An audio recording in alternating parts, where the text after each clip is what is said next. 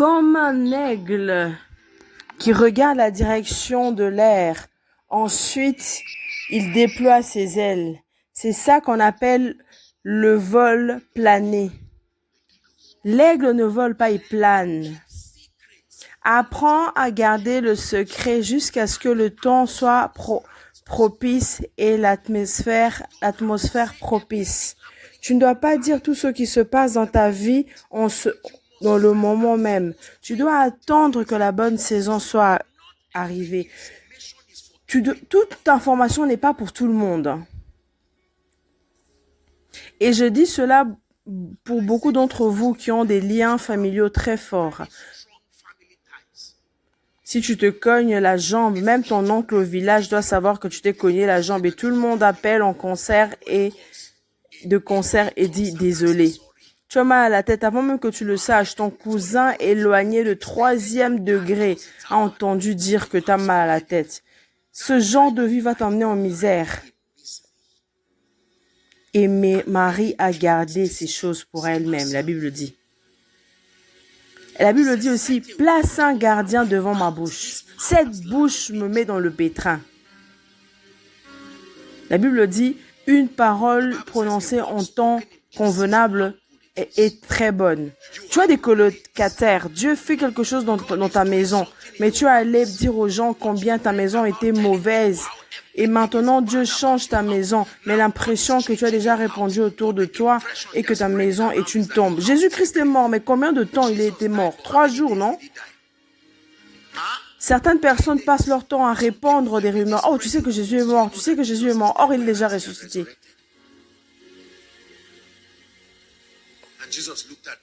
Et Jésus les regarde. Il y a certaines personnes avec qui il ne fallait même pas partager votre passé. Parce que ce jour-là, tu as pleuré, tu leur as dit toutes choses. Et maintenant, lors d'une petite querelle, il te dit, attends, je vais te déshonorer, tu me connais. Hein. Oublie Cognonia, je vais te dévoiler, je vais tout dévoiler ici. Quoi? Tu veux dire à l'apôtre, je vais te faire honte ici. C'est qui avait l'habitude de prendre l'argent de Adamo? Et tu es là, tu as honte, tu es enchaîné. Et tu as été en association avec eux et tu leur as donné un accès, maintenant l'accès de détruire ta vie. C'est très important ce que je dis.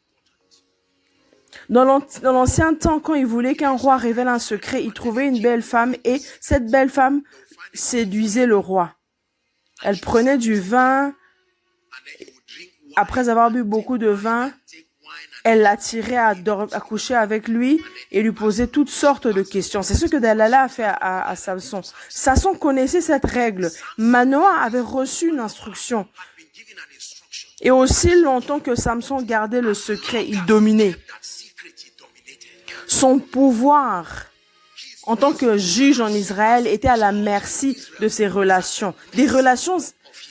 il devait garder des relations distantes avec les Philistins. Une relation générale. Les Philistins le voyaient de loin et se disaient, ah, comment est-ce que nous pouvons accéder à cet homme? Et homme de Dieu. Et fais attention aux femmes. Homme de Dieu, homme de Dieu, fais attention aux femmes. C'est pas que non, tu vois une femme, oh, toute jolie femme que tu vois, oh, sweetie, chérie, j'ai une profession personnelle, une parole prophétique personnelle pour toi. Et si tu continues, un jour tu vas te réveiller comme Samson. Dieu regarde et le destin regarde. Je ne suis pas en train de dire que les femmes sont mauvaises, hein, mauvaises. Ne me prenez pas mal. Je dis soyez sages, soyez sages, soyez sages. Quelqu'un vient là et dit, ah, tu sais, ce téléphone vaut 250 000. Ah, montre un peu, il est comment? Et le soir, tout d'un coup, tu ne trouves plus ton téléphone. Et tu dis, je soupçonne cette personne. Même si tu soupçonnes, le téléphone est déjà parti. Tu sais que mon père m'envoie 100 000 francs chaque mois. Mon père est sénateur, tu le sais? Et une personne vient d'entrer à peine d'entrer dans la pièce et entend des secrets. Mon père veut accompagner pour ceci, pour cela. Oh. Même si cette personne était sincère, les oiseaux de l'air ont ramassé l'information. Attention à l'atmosphère prophétique. Ah, tu sais, Godwin veut m'épouser. Regarde, il m'a envoyé un texte. Viens voir le message qu'il m'a envoyé. Ah, tu veux dire c'est Godwin qui t'a écrit ça? Ok. 2 jours après, Godwin n'appelle plus. 1 semaine après, Godwin n'appelle plus. Finalement, il appelle, il dit désolé, le mariage ne peut plus continuer. Parce que quelqu'un était allé vers Godwin, a dit ah Godwin, je vais te dire quelque chose sur cette fille. Bon, c'est pas comme si je ne l'aimais pas, mais cette fille, oh vraiment, tu as combattu le combat pour ta vie, pour ta destinée. Tu mérites une consolation, pas une femme comme ça.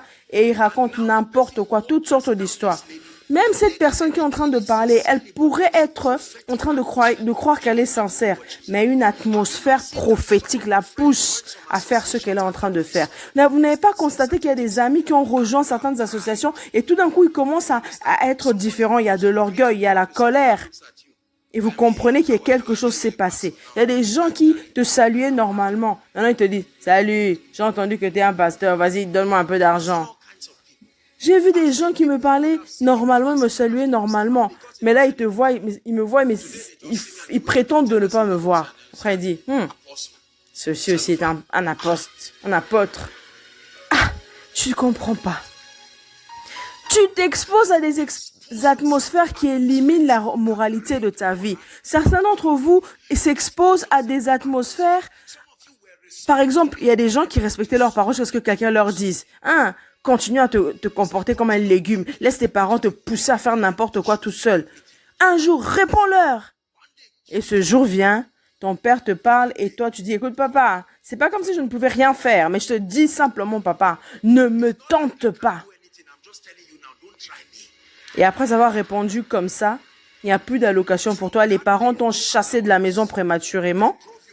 Et l'ami qui t'a préconisé cette folie est en train de dormir avec un air climatisé chez lui à la maison et te laisse payer le prix du manque de sagesse. C'est fou, hein? Certaines personnes te mettent dans le pétrin et quand tu es dans ce problème-là, ils appellent les gens, ils disent « Hey, venez voir le pétrin dans lequel il s'est fourré. » Des gens authentiques sont rares. Apprenez ça aujourd'hui. Je ne suis pas en train de vous dire de devenir méfiant, cynique, suspicieux, mais je vous dis, dans le fond de votre esprit, vous devez connaître les informations de votre vie et de votre destinée qui sont destinées à la consommation publique ou pas. Oh, ne dis à personne. C'est du non-sens. Je te dis, mais oh, ne dis à personne, oh. Non. Quand les mots vous quittent, vous ne pouvez pas les racheter. Ils sont sortis, ils sont partis. Et des fois, ils peuvent produire plus de désastres que vous ne l'aviez prévu. Apprends à maîtriser ta langue. Psaume 39, verset 1. Maîtrise ta langue. Beaucoup d'entre nous, le diable dans leur vie, c'est la langue. Tu dis toute chose à n'importe qui. Des informations qui ne devraient pas sortir, tu les laisses sortir. Il y a beaucoup de personnes mariées. Ok, tu t'es marié. 2-3 mois, tu n'arrives pas à concevoir. Toutes les personnes de la communauté doivent savoir. Quel genre de personne es-tu? Oh, tu sais, j'étais allée à l'hôpital. Ils m'ont dit que mon mari a tel problème. Oh, tu sais, j'étais à l'hôpital. On m'a dit, est-ce que tu connais un pasteur pour aider mon mari? Je cherche à avoir des enfants. Hein? Beaucoup de personnes, à cause de chercher une solution, on dit toutes les informations aux mauvaises personnes.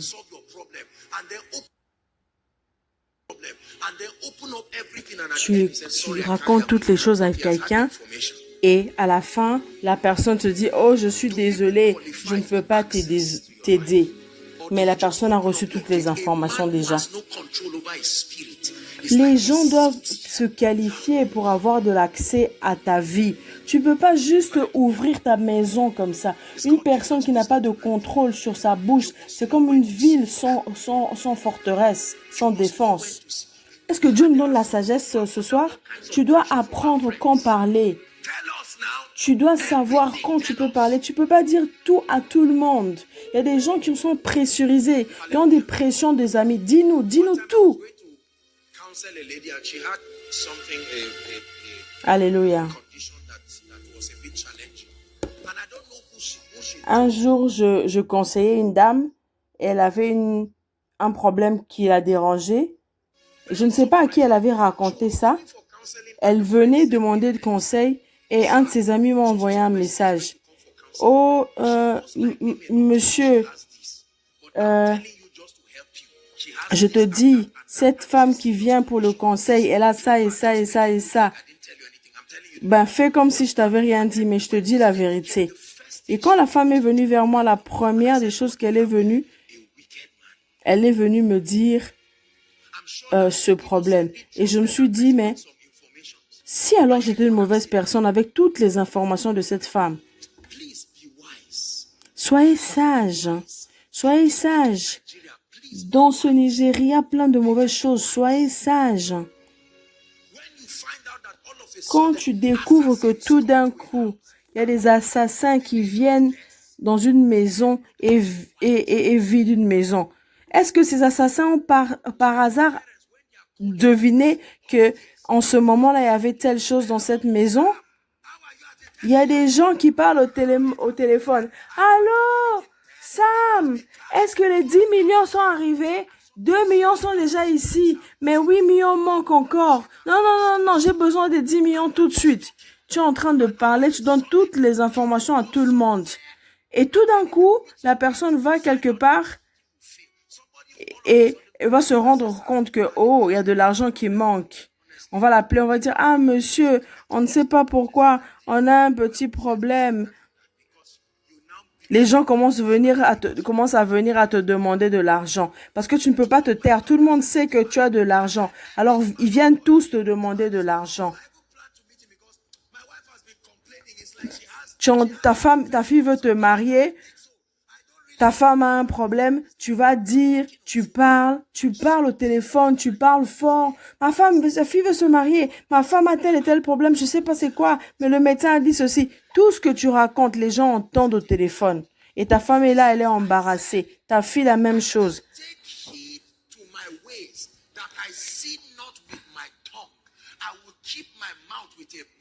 La Bible dit que je vais fermer ma bouche tandis que le méchant est devant moi. Ça veut dire quoi? Quand je vois un méchant devant moi, je ferme ma bouche. Que tes ennemis n'arrivent pas à ta place de percée avant toi.